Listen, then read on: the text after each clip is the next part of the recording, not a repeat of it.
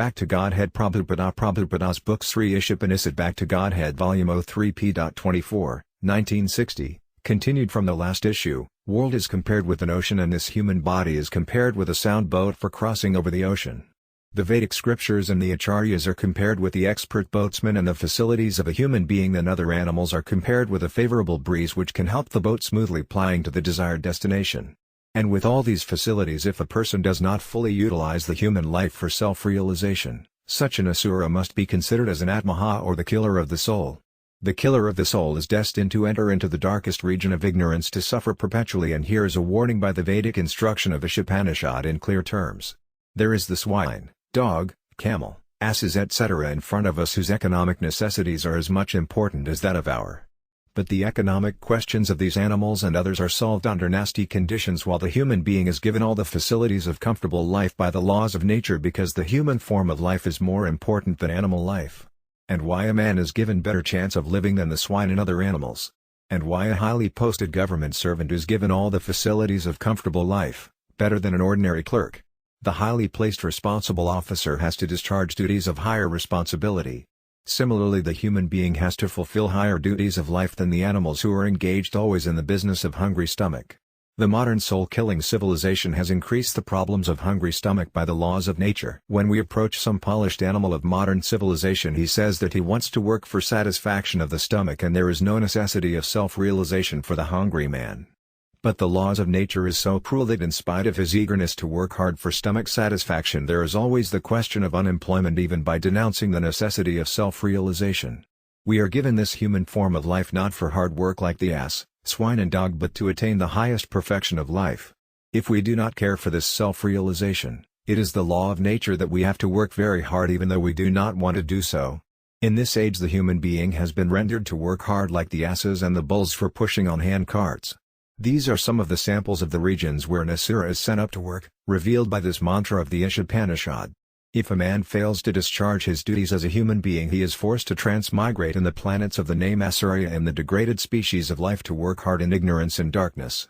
In the Bhagavad Gita it is stated that the yoga-bhrasta or the half-self-realized man who in the previous life could not complete the path of approaching Godhead but had sincerely and partly tried for it, or in other words persons who fail to achieve complete success in realizing their relation with God, are given chance of appearing in the family of Suchi or Srimata. Suchi means spiritually advanced Brahmin and Srimata means spiritually advanced Vaishya or mercantile community. It means that such failed candidates are given better chance for culturing self-realization on account of their sincere efforts for self-realization in the past life. The failed candidates are given the chance of taking birth in respectable noble families, and what to speak of those who have completely achieved success in the attempt. To make an attempt also for realizing God or Ishopanisad is a guarantee for the next birth in such noble families. But those who do not make such attempt at all and want to do everything without the spirit of Ishopanisad realization are considered to be covered by illusion. Such illusion persons are too much materialistic and attached to the disposition of material enjoyment. As a result of this, such men must enter into the darkest region of hell, which is confirmed in all the Vedic literature. Such materialistic asuras sometimes make a show of religiosity with an ultimate aim of material prosperity, and for them the Bhagavad Gita rebukes them as Atmabhavashambhava or self-made great men on the strength of false perfectness empowered by votes of ignorant men and material wealth. Such asuras devoid of self-realization and the conception of Ishopanisad is sure to enter into the darkest region of the planets for the asuras. The conclusion is that we are not only meant for solving the economic problems on a tottering platform, but also we are meant for solving the problematic life, i.e. in which we are placed now by the conditions of nature. Mantra 4 Anayatakam Manaso Jabhyao na Anat Devapnuban Purvamasat Adabado Anianat Yeditistat Tasminapo Madarishwadadati. Translation: the personality of Godhead, although fixed up in his abode, he is speedier than the mind and can overcome all others who are running. The powerful demigods also cannot approach him, and although he is placed in one place, he is executing the controls over the demigods who are supplying air and rains. He surpasses everyone in excellence. Purport: the Supreme Lord, who is the absolute personality of Godhead, is not knowable even by the greatest philosopher simply by mental speculation. He can be known by his devotees only by his mercy. In the Brahma Samhita it is said that the non-devotee philosopher who can go ahead in the speed of the mind or that of the velocity of the air, and that also covering a space for hundreds and crores of years, will find the Absolute still far and far away from him. As described in the Upanishads, the absolute personality of Godhead has his transcendental abode known as the Krishna Loka, where the personality of Godhead is fixed up with his pastimes. But by his inconceivable potency he can simultaneously reach in every part of the creative energy. In the Vishnu Puran the potency is compared with the light and heat of the fire. The fire can distribute its light and heat from one place, and similarly the absolute personality of Godhead, although fixed up in his transcendental abode, he diffuses his different energies. Such energies are innumerable, but principally they are classified into three, namely the internal potency, the marginal potency and the external potency. And in each and every one of them, there are hundreds and crores of subheadings. The dominating demigods who are empowered to have a control over the administration of the natural phenomenon such as distribution of air, light, rains etc., all of them are classified in the marginal potency of the absolute person. The living beings or the human being are also products of the marginal potency of the Lord. The material world is the creation of the external potency of the Lord, and the spiritual sky where the kingdom of God is situated is the manifestation of his internal potency. As such, everywhere the different energies of the Supreme Lord is represented by his different potencies. Although there is no difference between him and his energies, still one should not mistake energy as the supreme truth. So the Supreme Lord expands himself by his different energies, and one should not wrongly conclude that the Supreme Lord being thus distributed everywhere his very personal existence has turned into impersonal Brahma. Men are accustomed to conclude in the way of their own capacity of understanding. But the Supreme Lord is not subjected to such limited capacity of understanding. It is for this reason that the Upanishads warn us that nobody can approach the Lord by his limited potency. In the Bhagavad Gita the Lord says that nobody, even the great rishis and suras, can know him, and what to speak of the asuras who are already disqualified to understand the ways of the Lord. All these words mentioned in the fourth mantra of the Ishopanisad suggest very clearly that the absolute truth is ultimately the absolute person, otherwise there would have been no necessity of mentioning so many varied things in support of his personal features. Individual parts and parcels of the potencies of the Lord, although have all the symptoms of the Lord, such parts and parcels have got limited spheres of activities, and therefore they are all limited. The parts and parcels are never equal to the whole. Therefore the parts and parcel of the Lord cannot appreciate the full potency of the Lord. Foolish and ignorant living being who are parts and parcels of the Lord, under the influence of the material energy, do try to make a conjecture in the transcendental position of the Lord. The Ishopanishad warns them not make any mental speculation about the identity of the Lord. Try to know the transcendence from the superior source of the Vedas, who is already in the know of the transcendence. Every part is endowed with some particular energy to act accordingly, and forgetfulness of this particular part of one's activities is called Maya. The Ishopanishad has therefore from the very beginning warned us that we should be careful to play the part designated by the Lord. This, however, does not mean the individual soul has no initiative of his own. Because he is the part and parcel of the Lord, he must have the initiative part of the Lord. Proper use of the initiative part with good conscience to understand that everything is but the potency of the Lord, who is the supreme of all other entities, can lead one to the revival of his lost consciousness originated on account of his association with Maya or the external energy. The power is obtained from the Lord, and therefore such particular power must be utilized to execute the will of the Lord and not otherwise.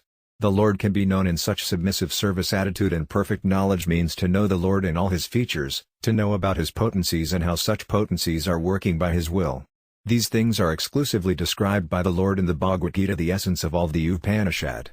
Mantra 5 Tadajati Tat Nayajati Tad Dare Tad Antika Tad Antarasaya Sarbasya Tad Sarvasayasya Bhyata. Translation: the Supreme Lord Personality of Godhead does walk and does not walk also. He is far away, but he is very near also. He is within everything and he is outside of everything too. Purport: here is an explanation of the Supreme Lord's transcendental activities by his inconceivable potencies. There are two sets of contradictory words mentioned herein to prove the inconceivable potency of the Lord. He does walk and he does not walk also. These two words are contradictory. If somebody can walk, then it is improper to say that he cannot walk. These contradictions mean the inconceivable power of the Lord. In our limited fund of knowledge we cannot accommodate such inconceivable things, and therefore the Lord is conceived in terms of our limited power of understanding. The impersonalist of the Mayavada school of philosophers do take one part of the Lord's impersonal activities and refute his personal feature. The Bhagavad school, who are perfect in their mode of thinking, do accept the Lord bothwise, i.e. personal and impersonal, and accept his inconceivable potencies. Without inconceivable potencies there is no meaning for the Supreme Lord. We should not take for granted that because we cannot see God before our eyes, therefore there is no personal existence of the Lord. To refute this sort of argument, with poor fund of knowledge, the Upanishad warns us that the Lord is far away from us, but he is very near to us also. The abode of the Lord is beyond the material sky. We have no means to measure even the material sky, neither we have power to rise to the topmost part of the material sky which is just in front of us. When the material sky is far far away from us, then what to speak of the spiritual sky which is beyond the material sky? The spiritual sky is situated far far away from the material sky is confirmed in the Bhagavad Gita.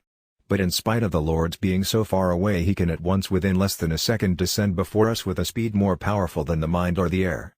He can walk so fastly that nobody can surpass him into the speed. This fact is already described in the previous sloka. When the personality of Godhead thus comes before us, we neglect him. This negligence on the part of the foolish people is condemned by the Lord in the Bhagavad Gita. The Lord says that the foolish people derided him, taking him to be one of the mortal being, but he is not a mortal being, neither does he come before us with a body manufactured by the material nature. There are many so-called scholars who consider that when the Lord descends at all, he does so in the body of the material nature, just like an ordinary living being. Such foolish men place the Lord on the equal level of the ordinary man without knowing his inconceivable power. Because he is full of inconceivable potencies, he can accept our service through any sort of medium, and he can convert his different potencies according to his own will. The unbelievers argue that the Lord cannot incarnate himself, or if at all he does so, he descends in the form of material energy. This argument is nullified if we accept his inconceivable potencies all through. Even if he may appear before us in the form of material energy, it is quite possible for him to convert the material energy into spiritual energy. The source of the energies being one and the same, the energies can be utilized suitably according to the will of the energetic source. The Lord appears in the form of archa or deities supposed to be made of earth or stone. His forms engraved from wood or stone or any other matter is not an idol as it is conceived by the iconographer. In the present state of our imperfect material existence, we cannot see the Supreme Lord on account of our imperfect material vision. But still, such devotees who want to see him in the capacity of one's material vision are favored by the Lord by appearing himself in the so-called material form to accept the devotee's service. This does not mean that such devotees who are in the lowest stage of devotional service are worshipping an idol, but in fact he is worshipping the Lord personally, who has agreed to appear before the devotee in a particular style which is approachable by the devotee. This form of archa is not in terms of the order or whims of so-called devotee, but it has eternally existed with all paraphernalia. This appreciation is actually felt by a sincere devotee but not by an atheist. In the Bhagavad Gita, the Lord says that he treats his devotees in the proportion of the surrendering process made by the devotee. He reserves the right of not being exposed to anyone and everyone unless one surrenders unto him. Therefore, for the surrendered soul he is always within the devotee's reach, whereas for the non-surrendered soul he is far and far away from being approached. There are two words in the revealed scriptures called by the names Sagan and Nirgun. This Sagan does not necessarily mean that the Lord becomes subjected to the laws of material nature and thus he appears in the material form. For him there is no difference between material and spiritual energies because he is the source of such energies. He is the controller of the different energies, and as such he cannot be at any time under the influence of the material energy as we are. The material energy works according to his direction, and therefore he can accept the material energy also for his purpose, and therefore he is never influenced by any qualities of different energies, and thus he is always nirgun without being affected by the qualities of the energies. Neither for this purpose he becomes a formless entity at any time. Ultimately he is the eternal form of primeval Lord, and the impersonal representation of Brahma effulgence is the glow of his personal rays, as the sun ray is the glow of the sun god. When Prahlad Maharaj was in the presence of his atheist father, the latter asked him, "Prahlad Maharaj, where was his God?" The child Prahlad replied that God resides everywhere. The father retorted if his God was within the pillar. The child replied yes. At once the atheist king broke into pieces the pillar in front of him, and the Lord appeared as Narasingha, half man and half lion, from within the pillar, and thus killed the atheist king. This means that the Lord is within everything created by his different energies, and by his inconceivable power he can come out at any place in order to favor his sincere devotee. Lord Narasingha appeared from within the pillar not by the order of atheist king but by the wish of the devotee Prahlad. An atheist cannot order the Lord to appear anywhere and everywhere, but to show mercy to his devotee the Lord can appear anywhere and everywhere. The Bhagavad Gita confirms this statement that the Lord appears to vanquish the unbelievers and to protect the believers. To vanquish an unbeliever the Lord has sufficient energies and agents who can do the work, but to favor the devotee is a pleasing task for him, and therefore the Lord descends as incarnation. He does so to favor his devotees only and not for any other purposes. In the Brahma Samhita it is said that Govinda the primeval Lord enters everything by his plenary portion. He enters the universe as well as the atom of the universe. He is outside in the Virat form and he is within as Antaryami. As Antaryami he is witness of everything that we are doing and giving us the result of such actions as karma fall. We may forget what we might have performed in our previous life, but because the Lord is the witness of our actions, the result of our actions are there and we have to undergo the reactions of such work. In fact, there is nothing except him within and without. Everything is represented by his different energies like the heat and light of the fire, and that assumes the oneness of the diverse energies, and in spite of all this oneness of everything, the Lord enjoys in his personal form all that is enjoyable in the little sense of the little parts and parcels, the living entities. Mantra number 6. Yastu Sarvani Bhutani Atmani Eva Anupasyati Sarvasu Bhutsacha Atmanamato Navi Hugupsade. Translation: a person who observes systematically everything in relation with the Supreme Lord and all entities as his parts and parcels and see the Supreme Lord within everything, does not never hate anything or entity. Purport: here is an explanation of a Mahabhagwat, or the Great Personality, who see everything in relation with the Supreme Personality of Godhead. There are 3 stages of realizing the presence of the Supreme Lord. The Kanastha-adhikari, or the person who is in the lowest stage of realization of the Supreme Lord, do go to the place of worship, temple, church or mosque in terms of different types of religious faiths, and worship there in terms of the scriptural injunctions. Such devotees of Lord think that the Lord is only there at the place of worship and nowhere else. Also, such devotees cannot recognize who is in what position in devotional line or realization of the Supreme Lord. Such devotees follow the routine formulas and sometimes quarrel between themselves, estimating a particular type of worship better than the other, or so many other ways. These Kanastha-adhikari, or in the lowest stage of devotees, are called materialistic devotee, or the devotee who is just trying to transcend the material boundary for the spiritual plane. And next to these Kanastha-adhikaris there are the Madhyamadhikaris, or the devotees who are in the intermediate class of devotional service. These Madhyamadhikaris are in the higher stage than the Kanastha-adhikaris, and as such they can observe 4 principles in relation of the Supreme Lord. Such 4 principles are as follows. 1. He sees first of all the Supreme Lord. 2. He sees then the devotees of the Lord. 3. He sees also then the innocent persons who have no knowledge about the Supreme Lord, and at last, 4. He sees the atheists who have no faith in the Lord, but on the other hand atheists class of men hate others who are in the devotional line of the Lord. The Madhyamadhikari devotee behaves differently with the above-mentioned 4 principles in relation with the Supreme Lord. He adores the Lord, considering him as the object of love, and he makes friendship with those who are in the devotional line of the Lord. He tries to awake the dormant love of Godhead in the heart of the innocent people, but he does not approach the atheist who deride at the very name of the Lord. And above the Madhyamadhikari there is the Uttamadhikari devotee who sees everything in relation with the Supreme Lord.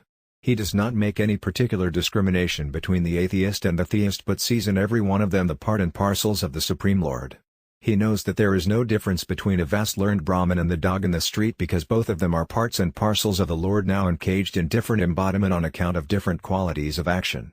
The Brahmin particle of the Supreme Lord has not misused his little independence given by the Lord, but the dog particle has misused his little independence, and thus he is punished by the law of nature, being encaged in the form of a dog. And without considering for the respective actions of the Brahmin and the dog, the Uttamadhikari devotee tries to do good both to the dog and the Brahmin in relation with the Supreme Lord. Such learned Uttamadhikari devotee of the Lord is not attracted by the material body of the Brahmin or the dog, but he is attracted there by the spiritual spark of the respective entities.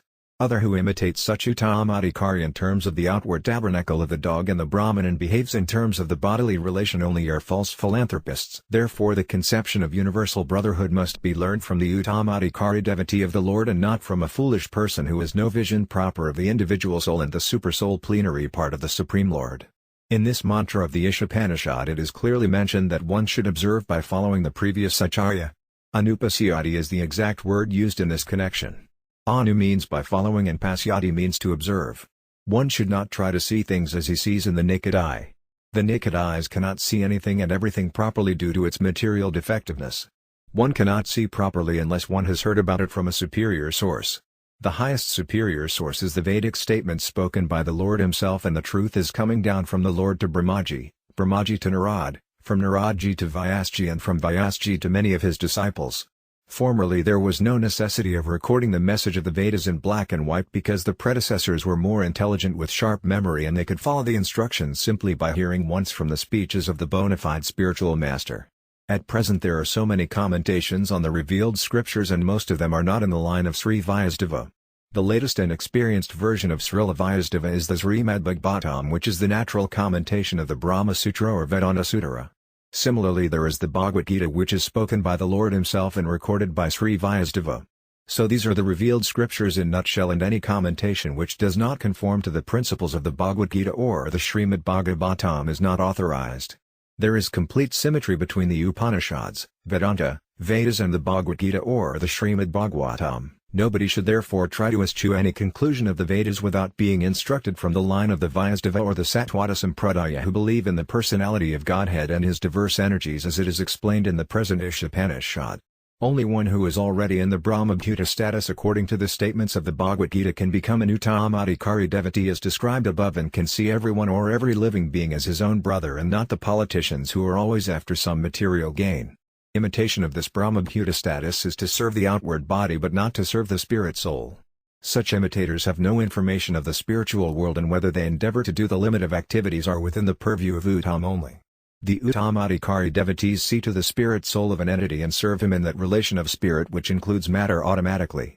Mantra number 7 Yasmin Sarvani Bhutani Atma Eva Bhadvayanata Tatra Ko Moha Kashoka Katwamanupasiyata. Translation: one who sees constantly through authority all living entities as the spiritual spark of the same quality as that of the Lord is a matter of fact. In that situation he becomes a real knower of things and then what is there for him either as illusion or anxiety. Purport: except Madhyam Bhagavad and the Mahabhagavad as described above nobody can correctly see to the spiritual position of a living being. The living entities are qualitatively one with the Supreme Lord as the sparks of the fire are qualitatively one with the nature of the fire. But sparks are not the fire as far as the quantity is concerned. The quantity of heat and light extorted by the fire are not equal to the quantity of heat and light disseminated by the sparks. The Mahabhagavad sees oneness in the sense that everything is none but the energy of the Supreme Lord and as there is no difference between the energy and the energetic there is the sense of oneness. Without heat and light there is no meaning of the fire and yet heat and light from the analytical point of view are different from the fire. But from the point of synthesis heat, light and fire all the same are one thing. Akatwamanupasiyata means to see oneness of the living entities from the viewpoint of the judgment of the revealed scriptures. Every individual spark of the Supreme Whole has almost more than 80% of the qualities of the Supreme Whole but yet they are not as good as the Supreme Lord. 80% of the qualities of the Supreme Whole are present in the living being in the proportion of his existence. It means that such 80% qualities are present in minute quantity as the living entity is but a minute part and parcel of the Supreme Whole. It is like the drop of water of the ocean and the quantity of salt present in the drop is never comparable with the quantity of salt present in the complete ocean. But the quality of the salt present in the drop is equal in quality with that of the salt present in the ocean. If the individual living being would have been equal in quality and quantity both then there was no question of the little living being sparks to be submerged by the influence of material energy. It has already been discussed in the previous mantras that no living being even the powerful demigods can surpass the Supreme Being in any respect. Therefore Akatwam does not mean that a living being is equal in all respects with the Supreme Lord. Akatwam means in a broader sense one interest. Just like in a family of a particular house the interest of all the members is one. In a nation, although different individual citizens are there the national interest is one. Therefore the living entities being parts and parcels of the same Supreme Family the interest of the Supreme Being and that of the parts and parcels living beings is not different. Every living being is the son of the Supreme Being as it is said in the Bhagavad Gita all living beings including the animals, the birds, the reptiles, the ants, the aquatics or the trees all over the universe they are all emanations from the marginal potency of the Supreme Lord and therefore all of them belong to the same family of the Supreme Being. There is no clash of interest. The spiritual entities are meant for enjoyment as it is said in the Brahma Sutra Anandamaya Abhyasat. By nature or by constitution every living being be he the Supreme Lord or his different parts and parcels all of them are for enjoyment eternally. The living being who are encaged in the material tabernacle are also seeking enjoyment always but they are seeking the enjoyment at a platform which is not meant for them. There is the spiritual platform where the Supreme Being is enjoying with his innumerable associates without any trace of material qualities. That platform is called Nirguna. In the Nirguna platform there is no clash for enjoyment. Here in the material platform there is clash of enjoyment between different individual beings. Because here the center of enjoyment is missed. The center of enjoyment is the Supreme Lord who is the center of rasa dance. We are all meant for joining him and enjoy life with one interest and without any clash. That is the highest platform of spiritual interest and as soon as such perfect form of oneness is realized, there is no question of moha or illusion or shoka or lamentation. Moha or illusion means a godless civilization and the result is shoka or lamentation. A godless civilization sponsored by the modern politicians is always full of anxieties because such civilization is meant for being crushed at any moment. A godless civilization must always be full of anxieties and that is the law of nature.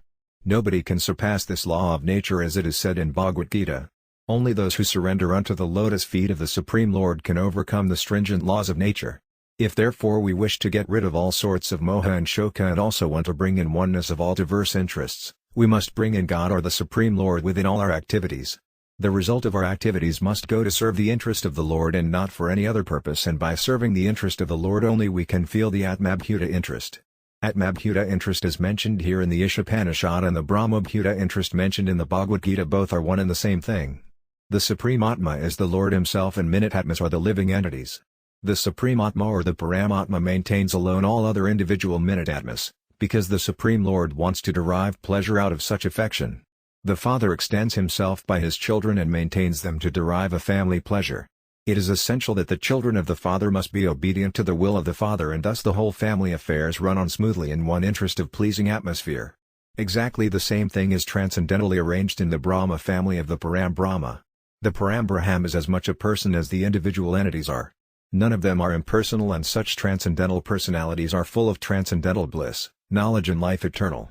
That is the real position of spiritual existence, and as soon as one is fully cognized of this transcendental position, at once such living being surrenders unto the lotus feet of the Supreme Being Sri Vasudeva. But such Mahatmas are very rarely seen because such transcendental realization is achieved after many births. But once attained, there is no more moha or shoka, there is no more miseries of material existence, and there is no birth and death as we experience in the present status of our life. That is the information we get from the present mantra of the Ishopanishad. Mantra 8 Sapariagat Shukramaka Yama Branamaya Sanabiram Sudama Papabitam Kavir Manishi Paribhsmhu Yathathiyadarthan Byadadhatsa Swadibhyasamabhya. Translation: such a Atmabhuta person must know in fact the greatest of all, personality of Godhead, who is unembodied, omniscient, without any reproach, without any veins, antiseptic, prophylactic, self-sufficient philosopher, is awarding everyone's desirables from time immemorial. Purport: here is the description of the transcendental and eternal form of the absolute personality of Godhead. The Supreme Lord is not formless, but he has his own transcendental form, which is not all similar to that of the mundane world. Here the living entities have got their forms embodied by the material nature and works like any material machine. Physiological and anatomical structure of the body of the living being must have mechanical construction with veins and many poles in the embodiment. But here in the transcendental body of the Lord there is nothing like spots or veins. It is clearly stated here that he is unembodied. That means there is no such difference like the body and soul. He does neither accept the body enforced by the law of nature as we the living entities are obliged to do. In the material conception of the body, the soul is different from the gross and subtle bodies, namely gross embodiment and the subtle mind. The Supreme Lord is distinguished from such differential arrangement. There is nothing like different body or mind of the Supreme Lord, but he is the complete whole, and his mind and body or he himself all are the one and the same thing. In the Brahma Samhita there is a similar description of the body of the Supreme Lord. He is described there as the Sachidananda Vigraya. This means that he is the eternal form fully representing transcendental existence, bliss and knowledge. He does not require a separate body or mind like us in the material existence. The Vedic literatures distinguish him clearly that he is completely a different kind of transcendental body or form, and as such he is sometimes described as formless. This formlessness means that he has not got a form like ours, or he is devoid of a form which we can conceive. In the Brahma Samhita it is said that the Lord can work anything and everything with any one of the parts of his body. It is said there that each and every one of the parts of his body, like the hand and legs etc., he can do the work of other senses. This means that the Lord can walk with his hands and he can accept a thing by his legs. He can see by his hands and legs, and he can eat by eyes or legs as soon.